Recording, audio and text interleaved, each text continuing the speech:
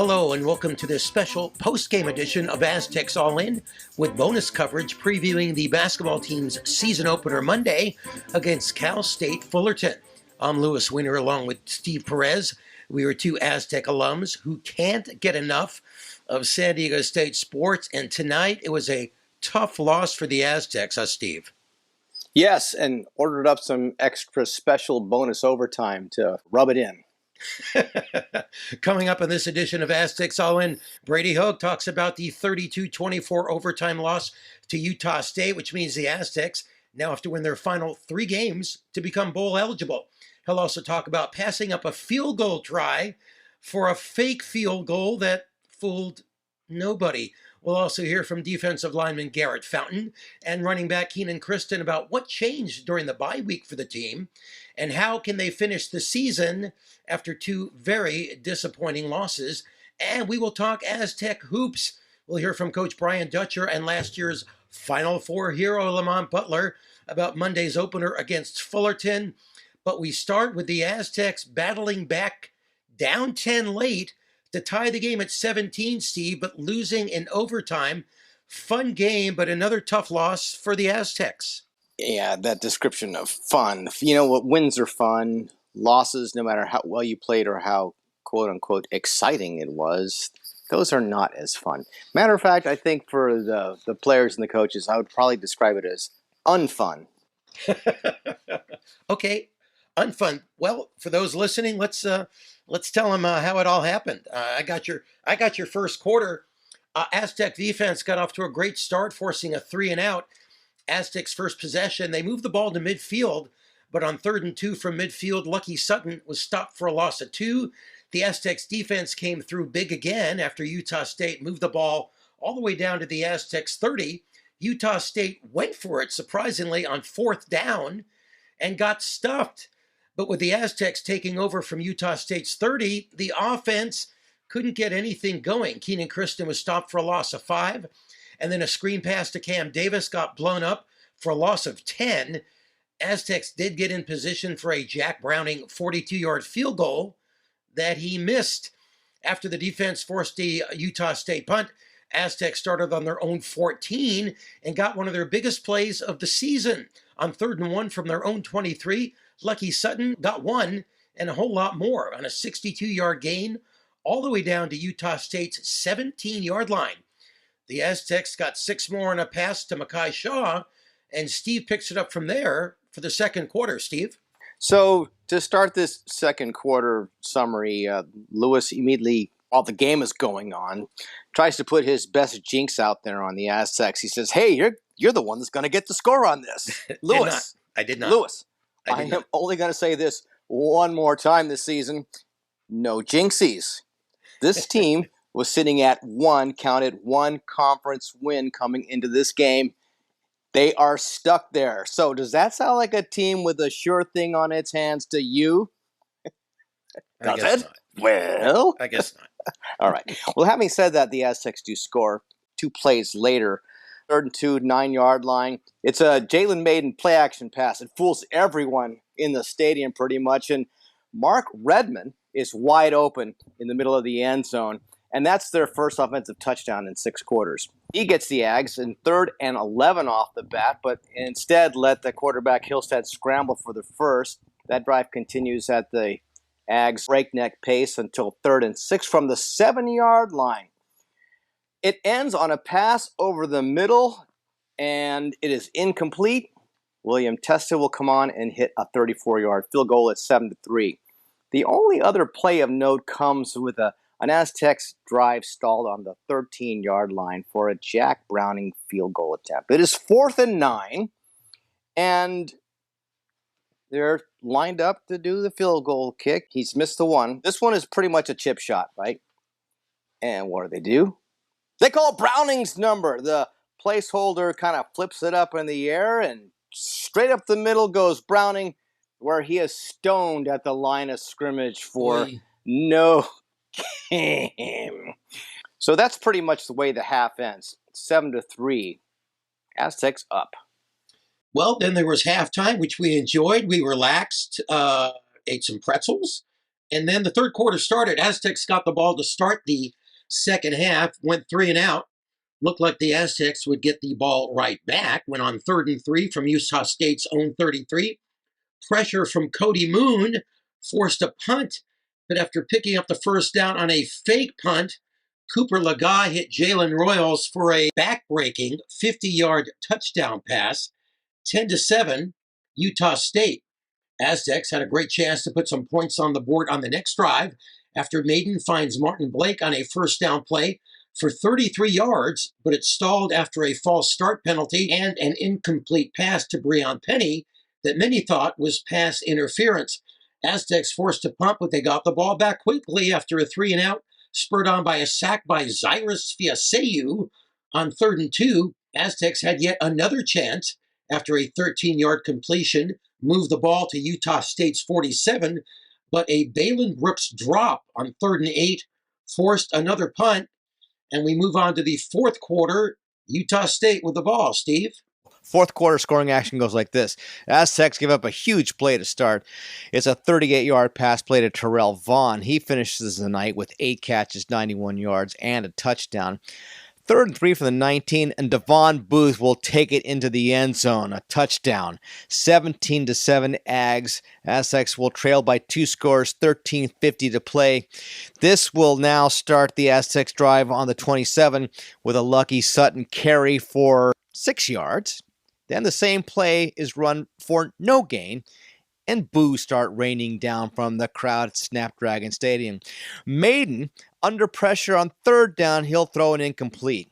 And that will bring on Jack Browning for ostensibly a punt. But instead results in more Browning trickery that fools no one. It fails at an awful spot. No gain on the fake punt. The Ags will take over on downs at the Aztecs' 24-yard line.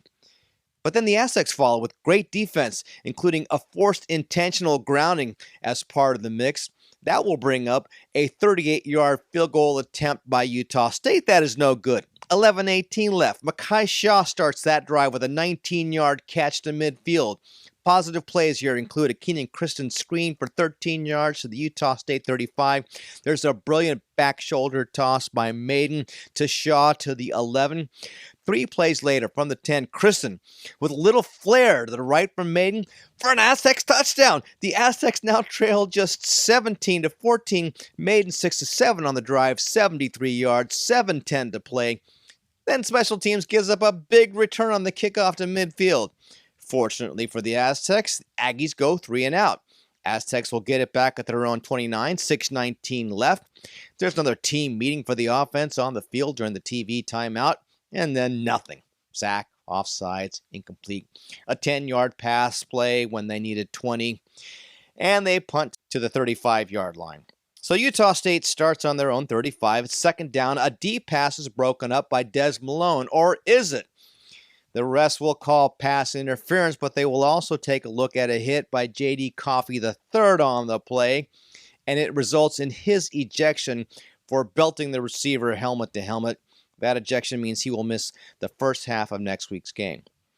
3 plays later, though, Utah State looking at 3rd and 2 from the Aztecs 36, and Cooper McDonald and Cody Moon will meet at the ball carrier, forcing the punt. From the 49, then, it's a low snap for the Aggies. It's muffed by the punter, Ryan Marks. He picks it up, and his attempt is blocked by Wyatt Drager. It's recovered by Eric Butler on the Aztecs on their 44. There's 2:25 to play. There's a sprint out pass to Nicholson for 8. 2 plays later, Christon for a 25-yard carry with Moose throwing a block on the play. Then over the middle to Redmond for 9 yards to the 22. 1:13, the clock ticking. 1st and 10 from the 12. Moose throws too high for a wide open Mark Redmond. Oh, what could have been there? A Maiden keeper 2 plays later for 6 yards to the Utah State 6. And on comes Jack Browning for the 23-yard field goal attempt with 36 seconds left. And you have to understand, this is a longtime Aztecs follower of the game. And I couldn't watch it. It's just too much scar tissue from Aztecs kickers over the years. Hey, look it up. Check your Aztecs history. But this time, the kick is good. We are now tied 17-all. Ags get the ball back with 28 ticks on the clock, and they run it out, play for the overtime. Here we go, Lewis. Aztecs get the ball first in overtime, starting at the Utah State 25-yard line. Overtime is not timed. Both teams get the ball. Started off great for the Aztecs with the Aggies called for pass interference. So all of a sudden, the Aztecs in great shape, first and goal from the 10, but then two holding penalties moved the Aztecs all the way back. First and goal now from their own 27. Jalen Maiden finds Breon Penny wide open, left corner of the end zone for a touchdown. Extra point makes it 24-17. Aztecs with Utah State getting a chance in overtime, Steve. So the question here is, can the Aztecs bring it home this time? Maybe keep the Aggies out of the end zone and end this now. Well, the first play, the quarterback is spilled at the 27-yard line for a 2-yard loss. 2nd and 12. He goes for a keeper for 9 yards. So that brings up 3rd and 3 from the 18.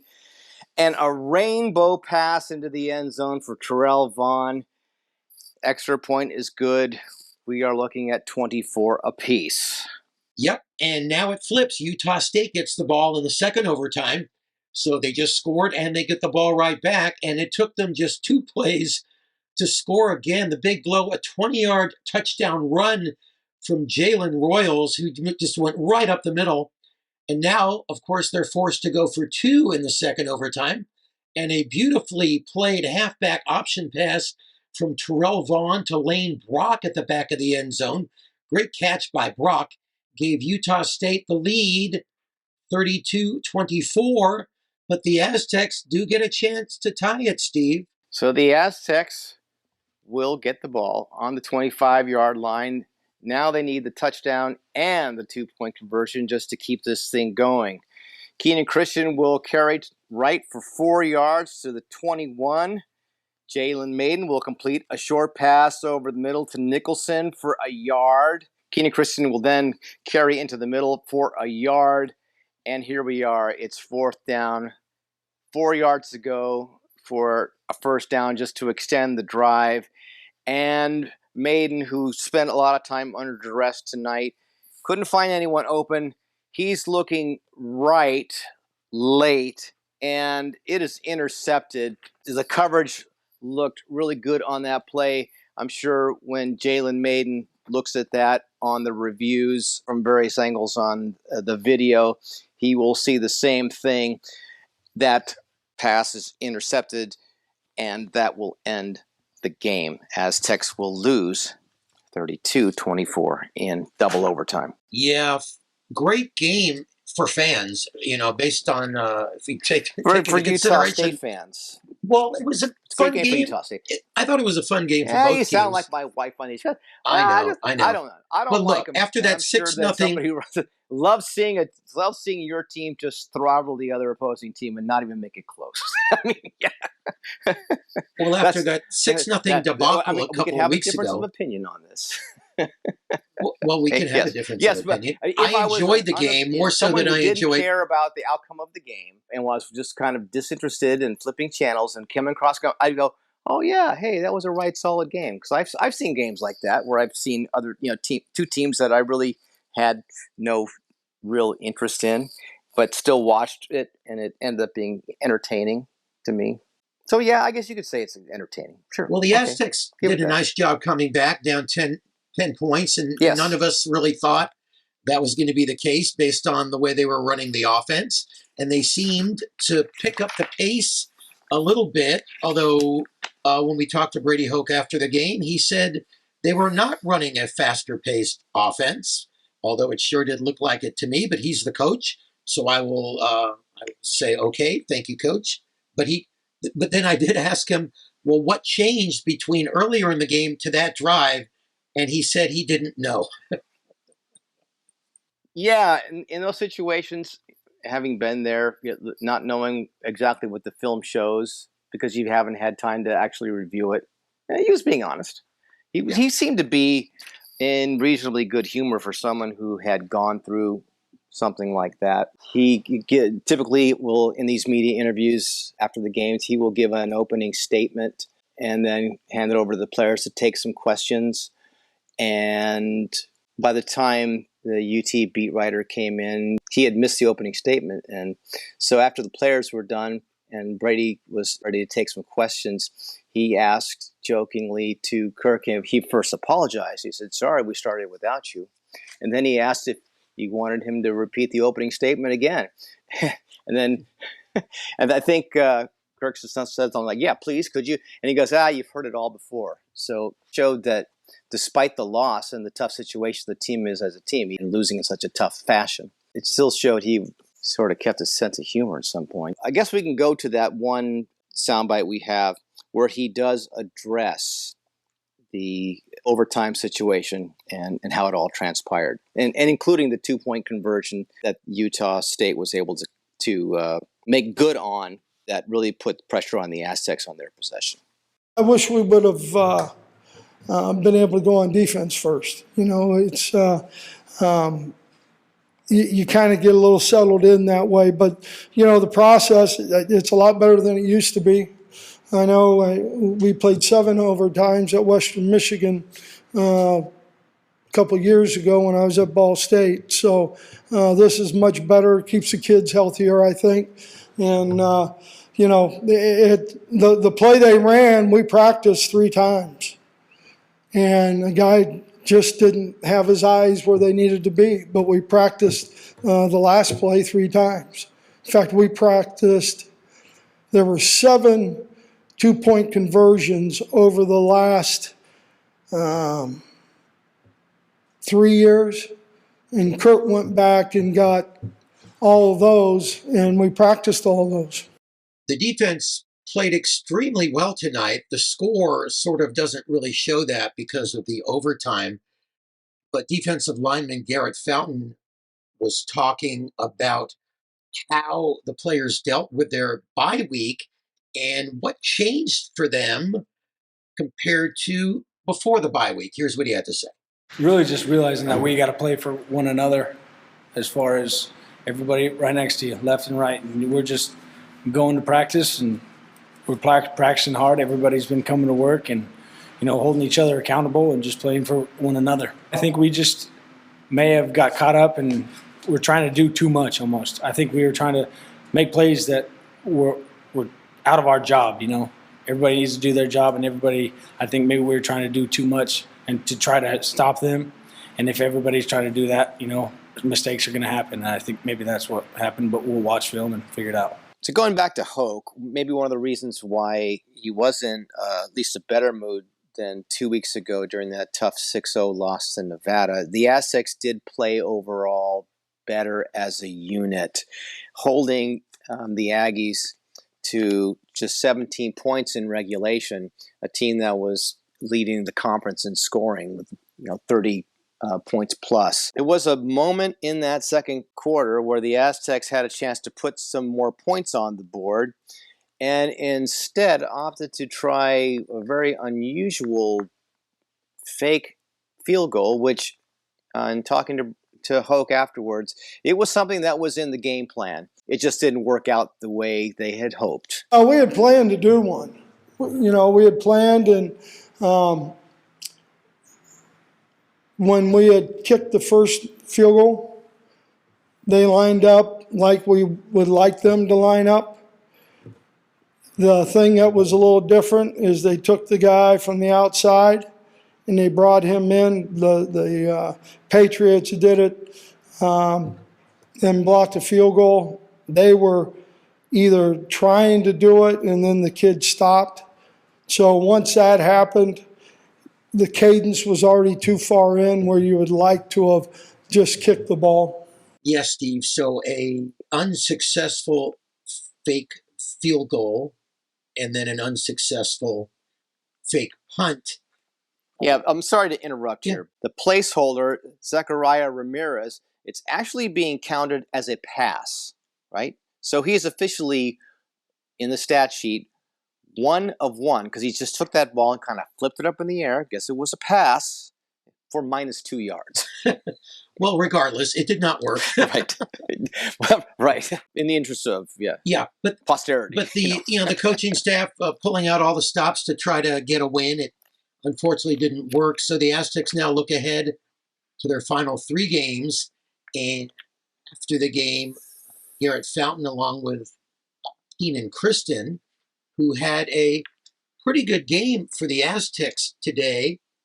Kenon rushed 10 times for 42 yards, and they were both asked about finishing the season strong and the type of culture that the San Diego State football program brings to all the players. We need to come to work like we have the last 2 weeks and win out. I mean, that's just it. You can't stall now, because the way we finish, it has to be. I mean, we have to finish. I mean, that's just it. And us finishing is going to roll into next year and stuff like that. So we have to finish strong and come to work and show some of the younger guys that are stepping up that, it takes everybody and it takes us to work, and we got to, no matter what happens, you just got to finish. It's kind of instilled when you're brought here in the first place. Like, you're told that there's this culture that you have to come to, and this is what it is. But, I mean, as an older guy and as a leader, for me, and I'm sure for him as well, when somebody is, like going against the culture, it's kind of like we got to get them back in check. You know what I mean? Even though things aren't going our way right now, we still need everyone to be in line and keep the culture going. We don't need to change anything. That's not what we're about. In addition to the yardage gained by Christon on the ground, he also caught 8 balls, and that was for a total of 76 yards. So he had a productive night on offense. Lucky Sutton was the leading ball carrier for the Aztecs with 88 yards on 11 carries. Lost 2, so his net was 86. The Aztecs had 142 yards total on the ground. Jalen Maiden was 25 of 39 with the 1 pick, 265 yards. He did throw for the 3 touchdowns. So aside from the 1 interception at the very end, not a terrible game for Jalen Maiden. He still remains the quarterback that gives the Aztecs the best chance to win the game. Going forward, where the Aztecs next look forward to a travel trip to Fort Collins, Colorado, where they can take on Colorado State. And when I tuned in the game last weekend, Colorado State was taking on the Air Force Falcons on their home turf. And the game started out with a few flurries, and by the second quarter, there was snow all over the place, and they played the rest of the game in the snow. So, snow games are always fun to watch, not to play. And I'd have never played one, so I wouldn't know. Yeah, I mean, that was the other thing they asked Hoke about, going on the road. Does it kind of help you guys bond as a team? And he goes, I'd rather play all of my games at home. It was all the same to you. So there's that. Okay, well, let's wrap up the football. Aztecs a tough loss, but let's look forward to Monday night. San Diego State men's basketball team, fresh off a Final Four appearance and a loss in the national championship game, play their first game of the season that counts in front of the home fans against Cal State Fullerton, a team that's pretty good. And Brian Dutcher was asked about what it would be like for his team playing Fullerton. So I want these guys on edge as we begin another journey against a good Fullerton team. 20 wins last year, returned 3 starters, dynamic guards, a veteran big, and they're going to present problems for us. And that's the beauty of the game. We prepare for everyone like it's the most important game in the world, and that's what we'll do with Fullerton. We'll treat them like we're playing the Los Angeles Lakers. So we will be ready to go, and I'm excited to see what this year's team looks like. They're hard to play. They attack the paint off the bounce. They're very aggressive. They draw a lot of fouls.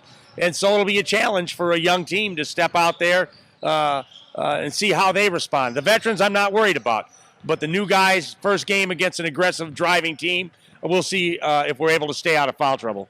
Yeah, I like Brian Dutcher. It's easier to crack jokes when you're in his situation. It's a new season starting. You've been to the Final Four. The media availability featured Lamont Butler courtside at the Jam Center, which is really cool to hear them talking to the media with the sound of practice going on in the background, balls bouncing in the background. But Butler's back, baby, along with the Aztecs, and they will be looking for him to sink a few clutch shots for the offense. In the early going, the Aztecs will have 4 guys from last year's 9-man rotation heading into the opener on Monday. Friday, he talked about the excitement of the scheduled raising of the banner from the Final Four, also striking a balance between basking in the glory and taking care of business, the experience also of having teams gunning for you. And the hint is, it's not a new experience for the Aztecs. Definitely going to be, really exciting to know that it's going to be packed out, a bunch of fans there. It's going to be great to see, our hard work paid off, finally getting to see the banners raised up in there. That's what we came here to do, raise banners and win championships. It just comes down to being locked in on the game. It's going to be exciting. Everybody's going to be clapping and stuff. But, when game times come, Fullerton's going to, bring it at us. So, we got to focus in on that. And I think after that, we'll be fine. I feel like it's been like that, for the last couple of years. We've always had a target on our back. It's just going to be even bigger now since we went, on a national stage. So, we'll be ready. The guys will be ready, and it's going to be very fun for us. Be ready, have fun, live in the moment. It's going to be pressure, but it's not really pressure. We do this every day. It's things that we've done for years now on. So it's just basketball at the end of the day. So I just try to, keep that in their mind. I'm really excited, Steve, to see what Lamont Butler can do this season. He sort of ran under the radar. He had a really good season last year, but that shot that he hit against Florida Atlantic just brought him to a new level. Just national level, and he's forever be a hometown hero here in San Diego. Yes, sir. Genuinely now a part of Aztec lore. Butler also talked about the team in general. There's that nagging injury to the left shoulder for Darion Trammell, and he will miss the game Monday. He will be missed as a ball handler and a scorer. That means Butler's going to have to work extra hard to also stay in the game because he is a stiff defender. Enjoys committing a foul or 2 or 3, so he'll discuss that. And finally, in this compilation, he talks about the process of the Aztecs gelling as a team. It changes a lot. Darion's a big factor for our team. We're going to miss him. He's another point guard out there, another scorer for us. So we're going to have to be able to fill that void in. I'm going to do my best to, do my part. I think just everybody had to add a little extra in now. I started to do that better, throughout the March Madness tournament, staying out of foul trouble. So I'm going to try to, continue that this year. Just even when he is playing, just, wanting to stay on the court at all times. Not everything's going to be perfect all the time. Even if we do start great, it's going to be things that we can get better at. And, I think just patience, comes. I feel like it's going to be less patience because the expectations are so high. But I definitely feel like, everyone should be patient. We're going to be a really good team. So, it's just going to take time, and we're just going to get more connected as the season goes on. Each season is different for an Aztecs basketball team.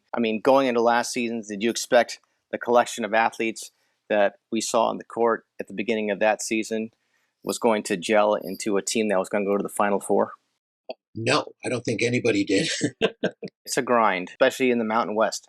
These far-flung road trips at altitude. And then it's all about keeping that injury bug at bay and getting hot at the right time, which is down the stretch.